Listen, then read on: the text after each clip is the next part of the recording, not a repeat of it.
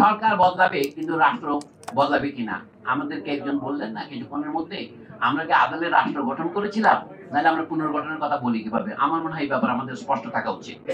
1971 সনে যে জনযুদ্ধের মাধ্যমে, হতে পারে সেই জনযুদ্ধের ফল পরে আত্মসাৎ করেছে, কিন্তু সেই জনযুদ্ধকে তো অস্বীকার করা যায় না। এই জন্য আমরা রাষ্ট্র বাংলাদেশ করেছি। এখন কেউ কেউ এত অভিলাষ প্রকাশ করছে যে এই রাষ্ট্রের নাম বদলাতে হবে, জাতীয় সঙ্গীত বদলাতে হবে, রাষ্ট্রের নাম বদলাবার প্রয়োজন কি পড়েছে? আমাদের দেশে অনেক শিক্ষিত লোক আছেন, তারা প্রজাতন্ত্র কথাটা বুঝতে পারেন না। অধ্যাপক আনু মোহাম্মদ সহ অনেকে প্রচার করে চলেছেন যে আমরা কি কার প্রজা, কেন আমরা রাষ্ট্রকে প্রজাতন্ত্র বলবো? আমার কথা হচ্ছে কোনো কিছু না জানা কোনো অপরাধ নয়, কিন্তু না জেনে জানার ভান করা, জনগণের সামনে প্রচার করা রীতিমতো অপরাধের পর্যায়ে পড়ে।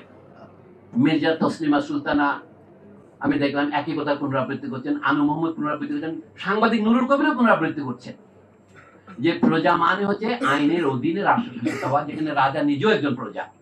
তো এই জন্য আমি বলছি, যখন আমরা বলি প্রজাতন্ত্রকে বদলে ফেলতে হবে, বলতে হবে বাংলাদেশের নাম বদলাতে হবে, এতে বোঝা যাচ্ছে রাষ্ট্র যাতে গঠিত হয়েছে জনগণের বিপুল আত্মত্যাগের বিনিময়ে।